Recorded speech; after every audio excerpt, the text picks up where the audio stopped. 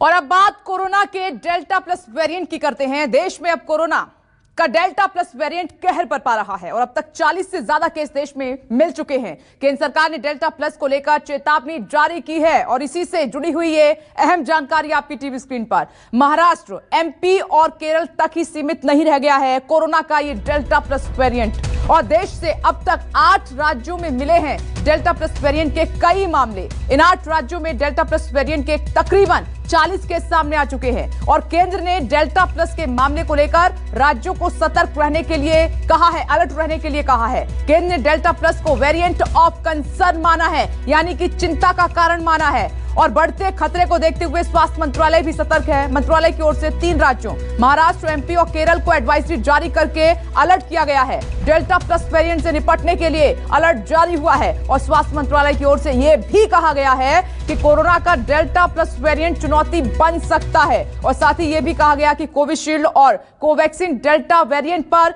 प्रभावी हैं। यह अहम जानकारी है अब तक जो सामने निकल कर आई है। देखिए, डेल्टा जिसने सेकेंड वेव में आतंक अपना बरपाया, कितने केसेस आए, कितने लोगों की जान चली गई, लेकिन अब थर्ड वेव क्योंकि इसका जिक्र हो रहा है तो उसका नया वेरिएंट सामने आ गया है जिसको नाम दिया गया है डेल्टा प्लस और इसी से जुड़ी हुई ये चिंताजनक खबरें हैं कि अब इसके मामले तेजी के साथ बढ़ रहे हैं। 40 मामले अब तक सामने आ चुके हैं। स्वास्थ्य मंत्रालय ने भी अपनी चिंता जाहिर की है कि इससे लोग बड़ी संख्या में संक्रमित हो सकते हैं, लेकिन उन्होंने कहा है कि सोशल डिस्टेंसिंग अगर हम करते हैं तो इसको काफी हद तक रोक सकते हैं। 8 राज्य, 40 केस, 40 से ज्यादा अस्पतालों में इलाज भी चल रहा है। राज्यों को एडवाइजरी जारी की गई है और तीसरी लहर का खौफ लगातार बना हुआ है। अब ऐसे में राज्य सरकारों की और आम आदमी की जिम्मेदारी बहुत बड़ी हो जाती है। कोरोना का डेल्टा प्लस वेरिएंट देश के 8 राज्यों में फैल चुका है।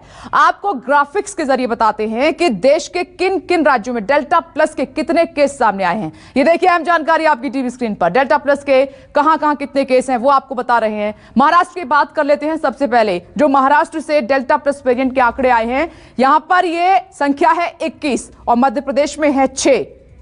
आगे बढ़ते हैं और जो तीसरा राज्य है जहां से मामले सामने निकल कर आए हैं, मध्य प्रदेश में 6 है डेल्टा प्लस की संख्या जो मरीज मिले हैं जिनका इलाज भी चल रहा है। उसके बाद केरल की बात कर लेते हैं। केरल में 3 मामले अब तक इस नए वेरिएंट के मिल चुके हैं, डेल्टा प्लस के मिल चुके हैं। तमिलनाडु में भी यही संख्या है कि 3 मामले मिल चुके हैं और बढ़ भी सकते हैं। कर्नाटक में 2 हैं और पंजाब में 1, आंध्र प्रदेश में 1, जम्मू में 1। ये लगातार राज्यों से जो अपडेट हमें मिला है और इसीलिए कुल मिलाकर जो संख्या हो जाती है डेल्टा प्लस वेरिएंट की, जो संक्रमित मामले हैं वो 40 हैं। 40 प्लस बताए जा रहे हैं। प्लस का मतलब ये आगे और बढ़ सकते हैं। ना सिर्फ भारत बल्कि दुनिया के 9 देशों में डेल्टा प्लस वेरिएंट के केस मिल चुके हैं और भारत नहीं बल्कि दुनिया अब इस डेल्टा प्लस वेरिएंट को लेकर चिंतित है। 9 देशों में डेल्टा प्लस का कहर है जिसमें अमेरिका, ब्रिटेन, पुर्तगाल, स्विट्जरलैंड, जापान, पोलैंड, नेपाल, चीन, रूस, ये वो राज्य हैं जो हम आपको दिखा रहे हैं। माफ कीजिएगा, वो देश हैं, वो कंट्री हैं जो हम आपको दिखा रहे हैं। 9 देश डेल्टा प्लस का यहां पर कहर और नाम है आपके सामने। सबसे बड़ा ताकतवर देश ये मुल्क अमेरिका है जिसमें डेल्टा प्लस कहर बरपा रहा है। दूसरा नंबर आता है ब्रिटेन का। यहां पर भी सरकार सतर्क है, लोगों को जागरूक किया जा रहा है क्योंकि यहां पर भी डेल्टा प्लस को लेकर हालात गंभीर बने हुए हैं।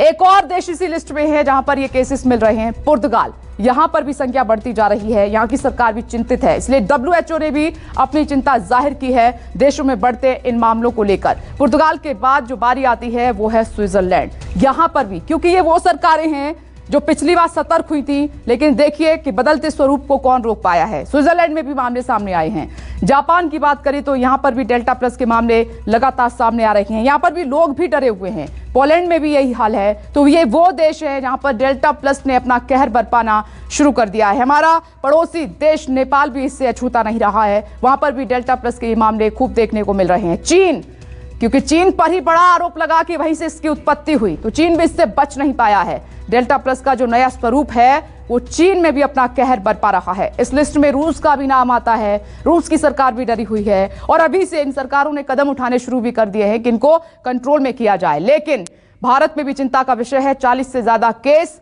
तो ऐसे में सवाल ये उठ रहा है कि ऐसे कंट्रोल कैसे होगा ये। तो अब ऐसे में कोरोना के डेल्टा प्लस से जुड़े कुछ अहम सवाल हैं और ये आपकी टीवी स्क्रीन पर। पहला सवाल, डेल्टा प्लस कैसे धीरे धीरे पैर पसार रहा है, ये आज का महत्वपूर्ण सवाल। एक बड़ा पैनल होगा, उनसे इन सवालों के जवाब हम लेंगे। और दूसरा सवाल, डेल्टा प्लस वेरिएंट से क्यों बढ़ रही है चिंता, ये कोई समझ नहीं पा रहा है, क्योंकि इस पर लगातार रिसर्च भी चल रही है। तीसरा सवाल, डेल्टा प्लस वेरिएंट बच्चों पर कितना असर डालेगा, क्योंकि थर्ड वेव में बच्चों का भी जिक्र हो रहा है कि बच्चे भी बड़ी संख्या में संक्रमित हो सकते हैं। अब चौथा सवाल आपकी टीवी स्क्रीन पर, टीका लगवा चुके लोग डेल्टा प्लस से कितना सुरक्षित हैं, क्या उनको इफेक्ट करेगा ये या नहीं करेगा, आज ये भी हम समझेंगे। और पांचवा सवाल है कि तीसरी लहर में डेल्टा प्लस कोहराम मचाएगा। ये लगातार मुहिम हमारी जारी है देश को जागरूक करने के लिए कि हम सेकेंड वेव में नहीं संभले तो थर्ड वेव में हम संभल सकते हैं। और इन्हीं तमाम सवालों का जवाब तलाशेंगे। हमारे साथ अनुभवी डॉक्टर्स का एक बड़ा पैनल मौजूद है। ये वो सवाल हैं जो हर हिंदुस्तानी के जहन में इस वक्त उठ रहे हैं कि delta plus variant third wave का क्या सबसे बड़ा कारण बनेगा, क्या सबसे बड़ा जो असर है वो थर्ड वेव में देखने को मिलेगा, बच्चे भी इसमें शामिल होंगे, बड़े भी शामिल होंगे, क्या बड़ी संख्या में लोग संक्रमित होंगे, क्योंकि अभी रिसर्च पूरी नहीं हुई है। तो फिर ये क्यों कहा जा रहा है कि डेल्टा प्लस वेरिएंट अपना कहर थर्ड वेव में मचाएगा, बरपाएगा, यही वो सवाल हैं। और ये सवाल आम लोग जो हिंदुस्तान के हैं उनके मन में और जहन में उठ रहे हैं, इसीलिए उन्हीं के सवाल लेकर आज हम हाजिर हुए हैं। जो तमाम बातें WHO की तरफ से की जा रही हैं और भारत के स्वास्थ्य मंत्रालय की तरफ से जो कहा गया है कि अब ये कंसर्न कैटेगरी में डाला है कि चिंता का विषय हो गया है डेल्टा प्लस वेरिएंट। और साथ ही उन्होंने कहा कि अगर लोग नहीं संभले तो इसकी बड़ी संख्या सामने निकल कर आ सकती है। 5 तस्वीर इस वक्त आपकी टीवी स्क्रीन पर, डेल्टा प्लस का कहर, 8 राज्य, 40 से ज्यादा केस, राज्यों को की गई है एडवाइजरी जारी। और तीसरी लहर का खौफ, डेल्टा प्लस वेरिएंट बन सकता है।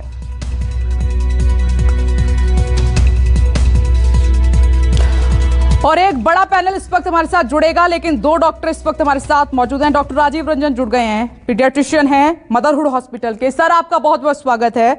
और साथ ही डॉक्टर पल्लवी प्रभाकर हमारे साथ मौजूद हैं, डीन हैं JJ हॉस्पिटल की। मैडम, आपका भी बहुत बहुत स्वागत है। अभी फिलहाल तस्वीरें आप देख रहे हैं टीवी स्क्रीन पर, उनको भी थोड़ी देर में देख पाएंगे। इसके अलावा कुछ और बड़े डॉक्टर्स भी हमारे साथ जुड़ेंगे, उनका भी परिचय आपसे करवाएंगे।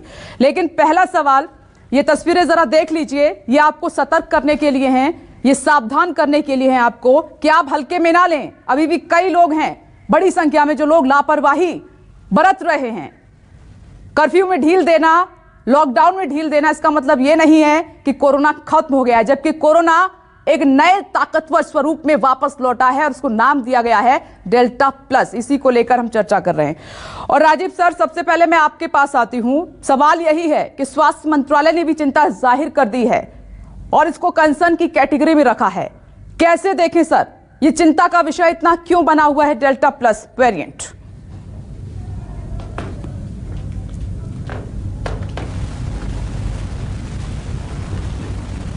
डॉक्टर राजीव।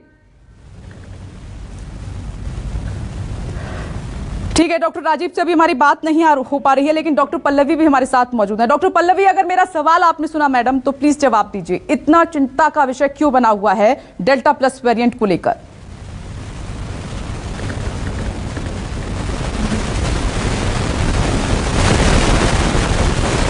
ये ज्यादा जरूरी है, क्योंकि जैसे आप जानते हैं पहली लहर में हमने अच्छी तरह से उसका मुकाबला किया। पहले थोड़े महीनों में मुश्किलें रही, लेकिन बाद में हो गया। लेकिन हमें ऐसा लगा कि अभी हमने लड़ाई जीत ली है। और मैं सिर्फ डॉक्टर्स की बात नहीं कर रही, पूरे देश उस खुशफहमी में चला गया। लेकिन अक्टूबर में ये डेल्टा आया था, लेकिन उसका कहर समझने में हमें फरवरी मार्च तक आ गया। तो वो हम नहीं चाहते। इस बार हमें थोड़े रिपोर्ट मिले हैं लैब से कि डेल्टा प्लस करके ये डेल्टा का कोई वेरिएंट आया है। जो अक्टूबर में डेल्टा आया था उसमें और थोड़े चेंजेस होते, ये डेल्टा वेरिएंट अभी कुछ हफ्तों में हमें दिख रहा है। बट अगर ये डेल्टा जैसा रहा, ये डेल्टा प्लस वेरिएंट, तो मुश्किल हमें 4 महीने बाद होने वाली है। और हम नहीं चाहते कि वापस जो दूसरी लहर में हमें मुश्किलें हुई, लोगों को दिक्कतें आई, वो नहीं होनी चाहिए। इसीलिए डेल्टा प्लस से हमें बचना है, क्योंकि हम अभी तक ये नहीं जान पाए कि डेल्टा जिनको हो गया है उन्हें डेल्टा प्लस से प्रोटेक्शन मिलेगा या नहीं मिलेगा। तो हमें ये we have to be prepared for the worst, जो कहते हैं hope for the best but prepare for the worst. तो ये तैयारी हमें अभी कर लेनी चाहिए। डॉक्टर पल्लवी, क्योंकि स्वास्थ्य मंत्रालय ने खुद इसको लेकर चिंता जाहिर की है, उन्होंने इसको चिंताजनक बताया है, तो इसका कोई तो मतलब होगा, यानी रिसर्च में कुछ तो ऐसा आया है जो डराने वाला है।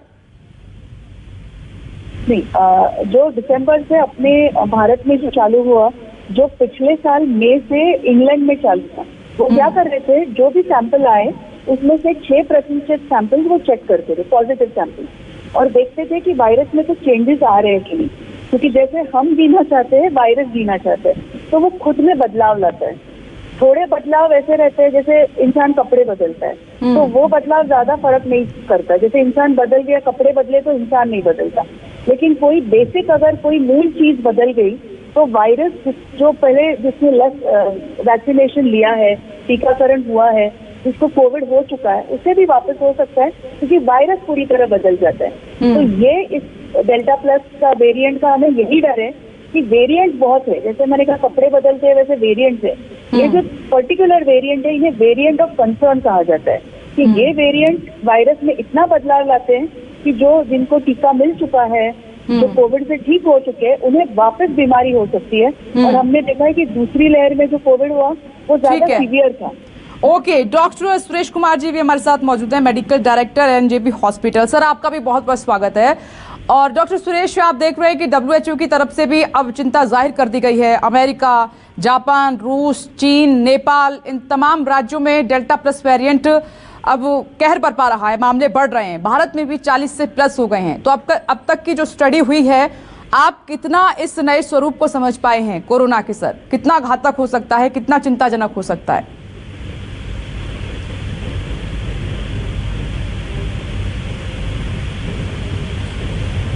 डॉक्टर सुरेश कुमार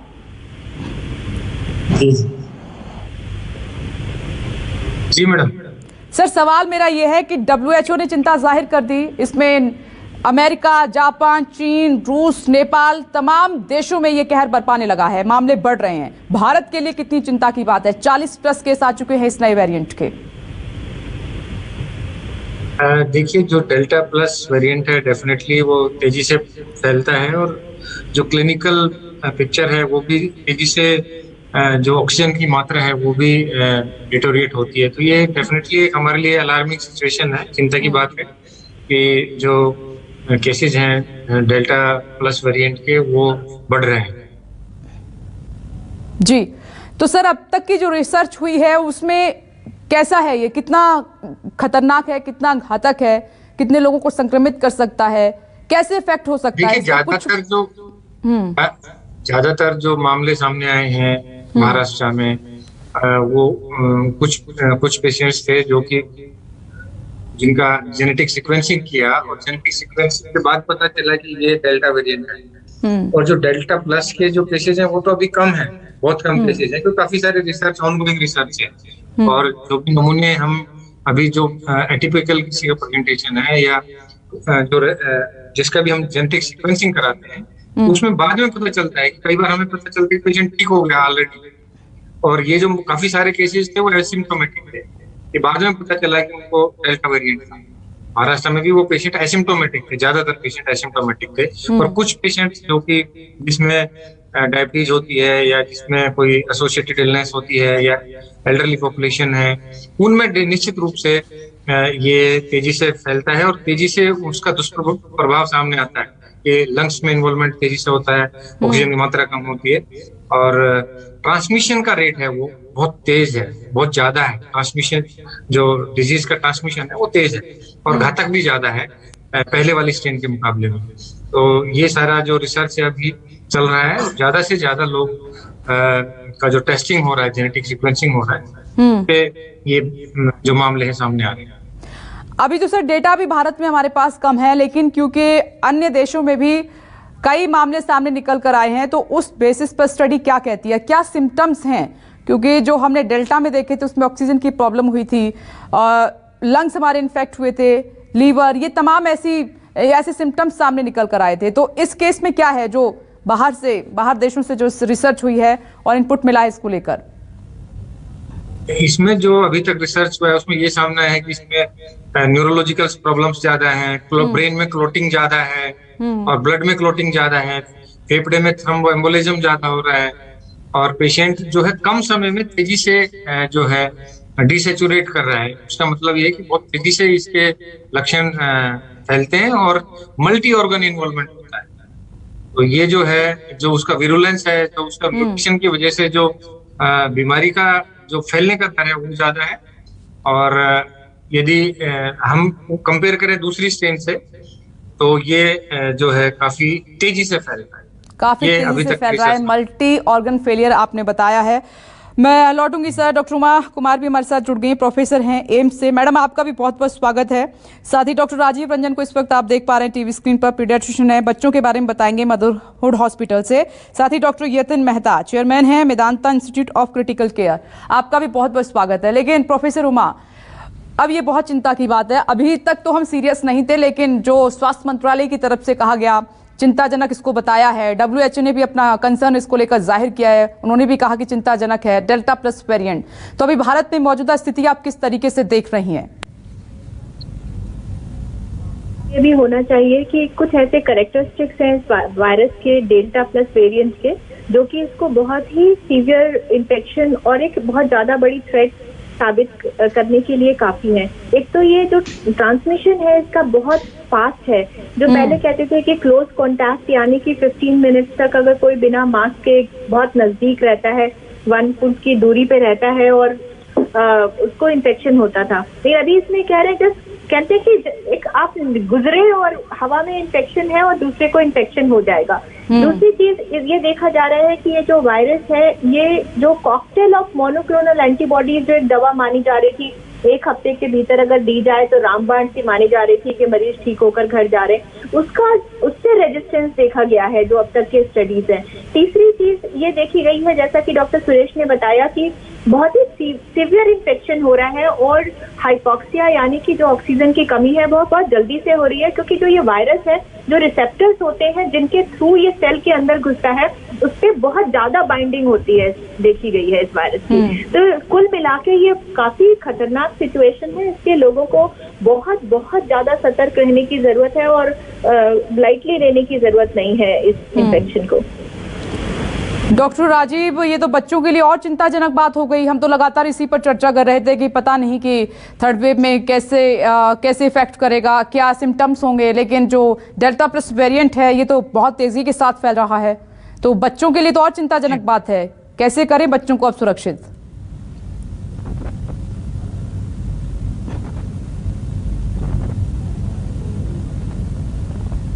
डॉक्टर राजीव,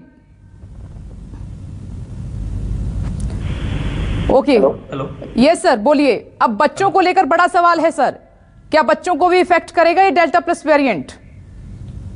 बिल्कुल करेगा। जैसा कि हमने देखा है सेकेंड वेव में काफी नंबर्स में बच्चे संक्रमित हुए थे, बट जैसा वर्ड ऑफ कॉशन गवर्नमेंट ने बोला है, हमें तैयारी करनी है, एग्रेसिव रहना है। मैं एक बार बताना चाहूंगा डेल्टा प्लस के बारे में। इसकी स्पीड ऑफ इन्फेक्शन काफी तेज है, लेकिन इसकी जो अभी कॉम्प्लिकेशंस और जो सीरियसनेस है वो अभी पेशेंट्स में नहीं पाए गए हैं। मैं ऐसा बताना चाहूंगा, जो 40 प्लस केसेज आए हैं इसमें कोई भी पेशेंट सीरियस नहीं हुए हैं, और ब्रिटेन भी इसमें जो आइसोलेट कर रहे हैं उन्होंने ऐसा पाया है कि इसकी स्पीड तो अधिक है लेकिन ये हमें ज्यादा नुकसान नहीं पहुंचा पा रहे हैं। तो हमें इसमें सावधान ज्यादा रहना है बच्चों के लिए। जैसे कि परसों हमने देखा 82 लाख वैक्सीन हुए थे, इस स्पीड को बरकरार रखना है, हमें हर्ड इम्यूनिटी बनाना ही पड़ेगा। जैसे कि एस्ट्राजेनेटिका ने बोला है कि 60% कोविशील्ड इसमें इफेक्टिव है सेकेंड डेल्टा प्लस में, तो हमें इसमें चिंता नहीं करना है, समझदारी से अपने सारे सावधानियों को रखना है और आगे की तैयारी करनी है। सावधानी, आप बड़ी बात कह रहे हैं कि बच्चों के लिए भी सावधानी बरतनी होगी। कोविड एप्रोप्रिएट बिहेवियर की तरफ आप इशारा कर रहे हैं। अगर ये हम अपनाने में कामयाब हो गए सभी लोग तो काफी हद तक इसको रोक सकते हैं। डॉक्टर यतिन, ये बहुत बड़ी अब चिंता की बात आ गई है कि सेकंड वेव से अभी निकले भी नहीं है हम। आप देख रहे हैं कि सेकंड वेव डेल्टा के ही इतने मामले आ रहे हैं, अब ये डेल्टा प्लस वेरिएंट कि किस कैटेगरी को ज्यादा इफेक्ट कर सकता है? देखिए, इसमें कहना अभी मुश्किल है क्योंकि 40 केसेस में तो अभी डेटा ही नहीं आया है कि उसकी क्या इन्फेक्टिविटी है या क्या उसका सीरियसनेस है। लेकिन हाँ, हम डेल्टा वेव को जो हमें अभी हम रिकवर कर रहे हैं उसको देख के ये कह सकते हैं कि डेल्टा 2 जो डेल्टा प्लस है, ऐसा लगता है कि इन्फेक्टिविटी ज्यादा होगी, मतलब ज्यादा लोगों को स्प्रेड करेगा। ज्यादा सीरियस होगा कि नहीं, कि ज्यादा घातक होगा कि नहीं, ये इस स्टेज में कहना बड़ा मुश्किल है। हो सकता है इतना घातक ना हो, क्योंकि स्प्रेड करेगा जरूर, लेकिन है कि नहीं ये 40 केसेस में कुछ नहीं कह सकते। इतना कह सकते हैं कि जो वैक्सीन की इफेक्टिविटी है वो इसमें थोड़ी शायद कम हो, जैसे कोविशील्ड ने बोला है कि 60% होगी 90% के हिसाब से, तो थोड़ी कम होगी। इसका मतलब कि और भी ज्यादा महत्वपूर्ण है कि हम लोग कोविड अप्रोप्रिएट बिहेवियर को स्ट्रिक्टली फॉलो करते रहे और स्कूल कॉलेजेस को अभी रोक के रखें। अगर आप ऑनलाइन एजुकेशन कर सकते हैं तो ज्यादा भीड़ में इकट्ठी ना हो, और मार्केट को भी थोड़ा टाइट रखें, मास्किंग का ध्यान रखें, ये बहुत ही जरूरी है, क्योंकि अभी हमें डेल्टा प्लस के बारे में कुछ भी नहीं मालूम। नहीं, जो अन्य देशों में ये डेल्टा प्लस के मामले पहले ही आ गए हैं और मामले ज्यादा हैं, तो उनकी स्टडी के बेसिस पे कुछ आप सर कहना चाहें? स्टडी में इतना ही कह सकते हैं कि इन्फेक्टिविटी ज्यादा है, 100% ज्यादा है। इसका मतलब कि जो प्रीवियस अल्फा वेरिएंट था उससे वो डबल स्प्रेड करेगा, मतलब एक आदमी ज्यादा लोगों को स्प्रेड करेगा, इतना मालूम है हम सबको। और हमने क्लिनिकली देखा है सेकेंड वेव में कि काफी ज्यादा लोग आईसीयू में भर्ती हुए हैं और काफी हॉस्पिटल सारे बेड्स फुल हो गए हैं। इसका मतलब कि ज्यादा स्प्रेड हुआ है, नंबर ज्यादा थे, और मोर्टेलिटी भी शायद मेरे ख्याल से पहले के हिसाब से थोड़ी ज्यादा रही है हमारी। और जो मरीज रिकवर भी किए हैं, ये डेल्टा के बारे में मैं बता रहा हूँ, ये लगता है कि ये डेल्टा है, क्योंकि उस टाइम तो जेनेटिक सीक्वेंसिंग कास्ट हुई ही नहीं है। अभी तो वो डेटा निकलेगा तब मालूम पड़ेगा, लेकिन क्लिनिकल इंप्रेशन हम लोगों को ये है कि इस टाइम जो पेशेंट ज्यादा सीरियस हुए हैं, और उम्मीद ये करते हैं कि डेल्टा प्लस इससे भी ज्यादा थोड़ा सीरियस होगा, जरूर लगता ही है, क्योंकि ये तो ऑन गोइंग वॉर है वायरस के बीच में और मैनकाइंड के बीच में, ये चलती रहेगी, क्योंकि वायरस इसलिए मॉडिफाई करता है इससे वो घातक ज्यादा हो, और हम लोग ओके, कोरोना अपना स्वरूप बदलता रहेगा, एक नए वेरिएंट में आ सकता है ये। अभी तो डेल्टा प्लस ही शुरू हुआ है, तो सावधान सतर्क तो हमें रहना ही होगा। डॉक्टर पल्लवी, जिन लोगों ने वैक्सीन ले ली है, क्योंकि अभी सबसे बड़ा हथियार तो वैक्सीन ही है, तो वो कितने सुरक्षित रह पाएंगे?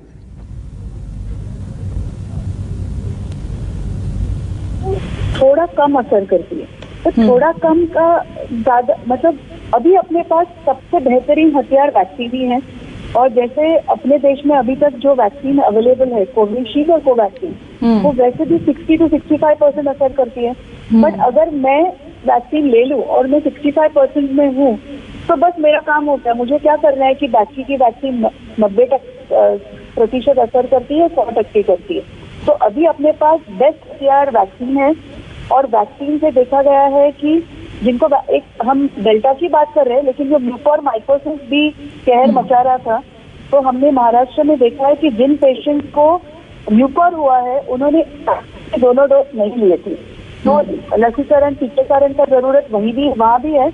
और अभी जो महाराष्ट्र के जलगांव से जो रिपोर्ट आए हैं, वहाँ जो 9 लोगों को डेल्टा प्लस वेरिएंट रिपोर्ट मिला है, उनमें से किसी ने भी वैक्सीन का एक भी डोज नहीं लिया था। तो ये हमें पता है कि अगर वैक्सीन लेते हैं तो जो भी कोविड होता है, डेल्टा टाइप हो, डेल्टा वेरिएंट हो या और कुछ हो, वैक्सीन लेने में जो लिए हैं उनको कोविड होने के चांसेस कम है। कोविड हुआ भी तो सीवियर नहीं होता, म्यूकोर नहीं होता, और डेल्टा बाकी वैक्सीन के हिसाब बाकी वेरिएंट के हिसाब से थोड़ा कम हो सकता है, लेकिन प्रोटेक्शन तो है। मतलब अभी अपने पास मान लो किसी को कोविड हो गया तो कॉम्प्लिकेशन और मौत के चांसेस हैं, तो आज की तारीख में अपने पास बेस्ट हथियार टीकाकरण है, और वो हम सब में लेना चाहिए, जो भी डोज मिले, कोविशील्ड, कोवैक्सीन। और जिन लोगों ने अभी तक वैक्सीन नहीं ली है उनके लिए तो फिर खतरा ही है, क्योंकि अभी तक हिंदुस्तान के 29 से 30 करोड़ ही लोग हैं जो वैक्सीनेट हुए हैं, अभी तो बड़ी आबादी है। लेकिन मैं इसलिए सबको कह रही हूँ, जिस रास्ते से आपको मिले, जहां मिले, जिस क्राइटेरिया से मिले, आप वैक्सीन लेने पे बहुत जोर लगाइए।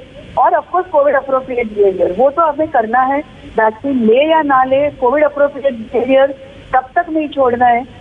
No one is safe until everyone is safe, बस। तो कोविड अप्रोप्रिएट बिहेवियर तो करना ही है, और वैक्सीन भी लेनी है। ठीक है डॉक्टर सुरेश, अभी तो तमाम पैनलिस्ट कह रहे हैं कि अभी इतना सीवियर नहीं है, लेकिन डेल्टा प्लस वेरिएंट किस कंडीशन में सीवियर हो सकता है? हिंदुस्तान को हम सतर्क करना चाहते हैं अभी से ही। डेल्टा प्लस वेरिएंट जैसा कि डॉक्टर साहब ने बताया कि ज्यादातर अडल्ट जो केसेज है उनमें एसिम्प्टोमेटिक है। लेस देन 45 वाले केसेज में जो अभी सामने आए हैं उनमें बाद में पता चला और कोई मेजर प्रॉब्लम्स नहीं हुई। पर उन पेशेंट्स में जो कि यूके के डेटा हमारे पास आए हैं उसमें ये देखने को मिला है कि जिसका इम्यूनिटी वीक है या कमजोर है, या जिसको डायबिटीज है या कैंसर है या कोई स्टीरॉइड ले रहा है पहले से किसी अन्य बीमारी के लिए, तो उनमें ये निश्चित रूप से तेजी से जो इम्यूनिटी है, बॉडी का सिस्टम है, उसको ब्रेक डाउन करता है, उससे कॉम्प्लिकेशन ज्यादा हो रही है। इसके साथ साथ ही जो एंटीबॉडी हैं ऑलरेडी, उनको भी ये ओवरकम करता है। जैसे कि मोनोक्लोनल एंटीबॉडी हम लेते हैं, उसको भी ये तेजी से न्यूट्रलाइज करता है और उसको नष्ट कर देता है। बॉडी के इम्यून सिस्टम को ओवरकम करके अपना जो दुष्प्रभाव है वो ये सामने लेके आता है। तो ये ही चिंता का बात है। उन्हीं में ज्यादा प्रॉब्लम है जिसमें कि कोई एसोसिएटेड इलनेस है या जिनका इम्यूनिटी मतलब खराब है। एंटीबॉडीज अगर हमारे शरीर में है तो वो भी फाइट नहीं कर पाएंगे क्या? या बच्चे हैं, हाँ, या बच्चे हैं, उनमें इसका दुष्प्रभाव देखने को ज्यादा नहीं मिला है। ज्यादातर लोग एसिम्प्टोमेटिक हैं।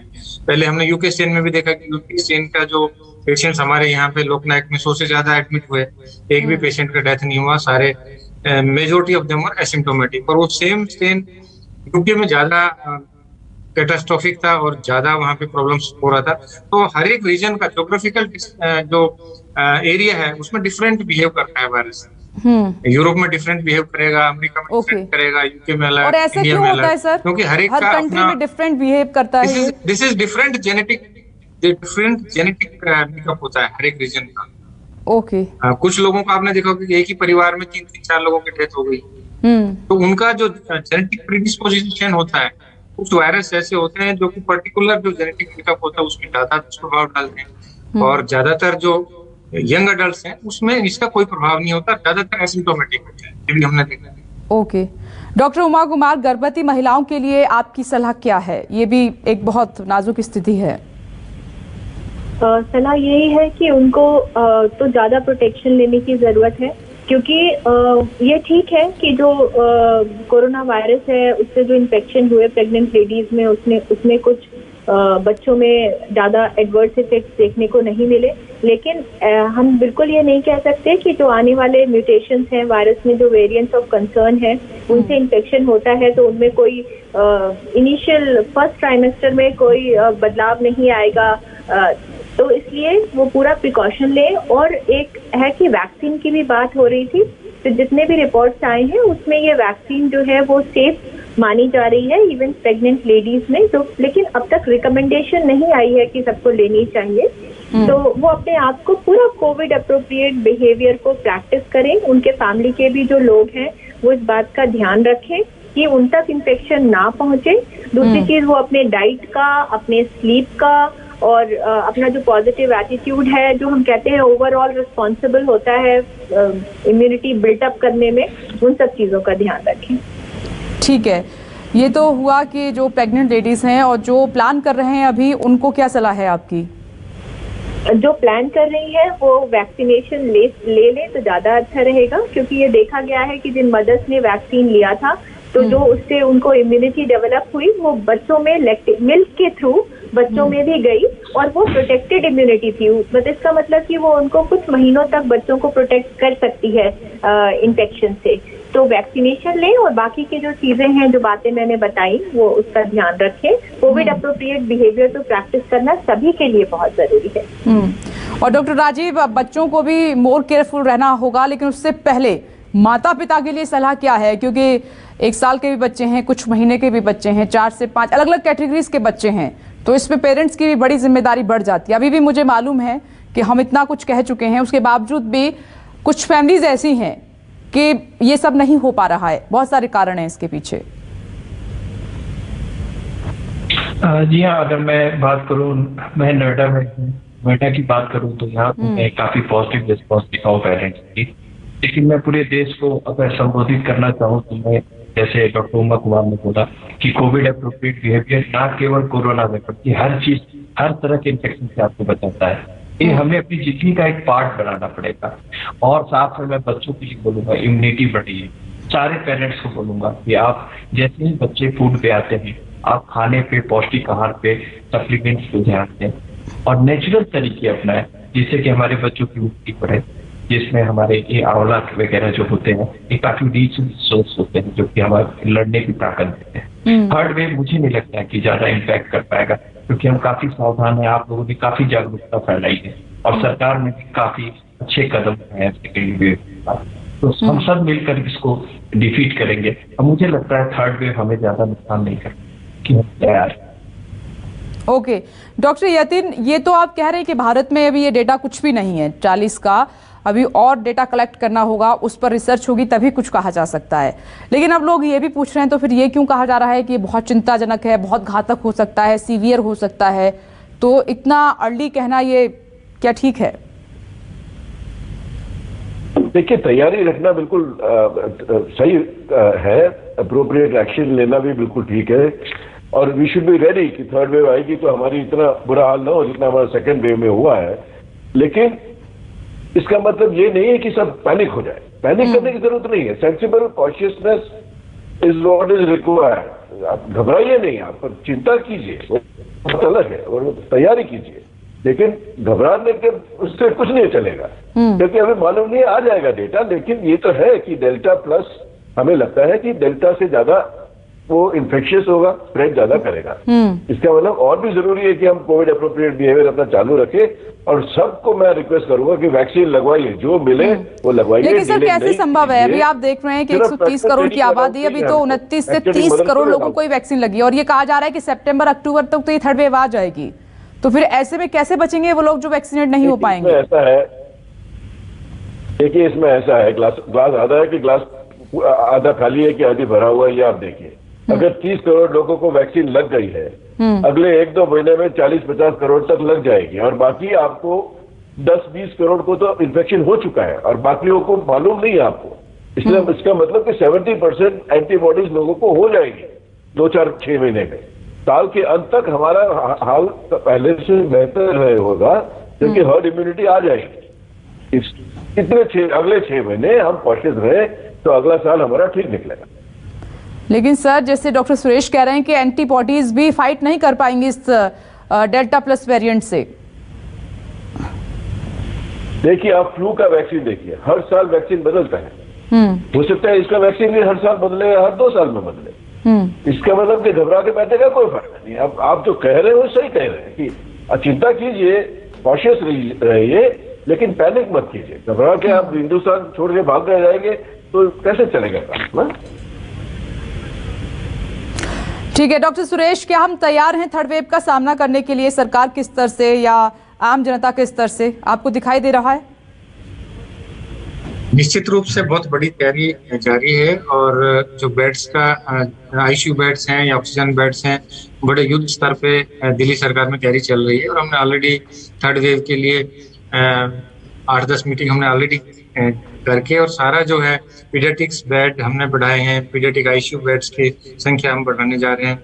जो भी मैन पावर और बाकी का रिक्वायरमेंट है वो भी सब इंफ्रास्ट्रक्चर पे बहुत बड़े स्तर पर काम हो रहा है।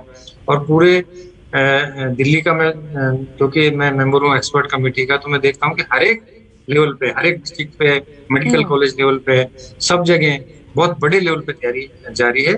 और हमारा जो ट्रेनिंग का काम है वो भी पूरा हो रहा है, और साथ साथ में जो भी तैयारी है इसका रिसर्च को लेके वो भी हम ऑगमेंट करने जा रहे हैं कि we can identify the mutation. उसके लिए हमारे ILBS में हम एक लैब लगा रहे हैं, और मौलाना आजाद मेडिकल कॉलेज में जेनेटिक सीक्वेंसिंग का लैब अगले 15 दिन में चालू हो जाएगा। तो उससे हमें ज्यादा जो है इंफॉर्मेशन मिल पाएगी कि कितने लोग एक्चुअली संक्रमित हो रहे हैं, क्योंकि अभी तक जो भी है वो स्पेकुलेशन है, वो एक आर्टिफिशियल है। जो रियल डाटा है वो हमारे पास नहीं है। जो भी हम डिस्कशन कर रहे हैं वो बाकी कंट्री का जो एक्सपीरियंस है वो शेयर कर रहे हैं आपके साथ। पर हमारा जो इंडिया का डाटा है अभी और ज्यादा डेल्टा प्लस वेरिएंट के बारे में आएगा, और जब बहुत सारे केसेस का स्टडी हो जाएगा तो हम बेहतर रूप से इसके बारे में आपको जानकारी दे सकते हैं। थैंक यू सो मच आप सभी का, क्योंकि आज आप सभी को सुनने के बाद हिंदुस्तान सतर्क हुआ होगा, अलर्ट हुआ होगा। वक्त इतना ही है, लेकिन तमाम डॉक्टर्स यही कह रहे हैं कि आप वैक्सीन लें और कोविड एप्रोप्रिएट बिहेवियर आप जरूर अपनाएं। इसी से आप इस खतरनाक वेरिएंट को रोक सकते हैं।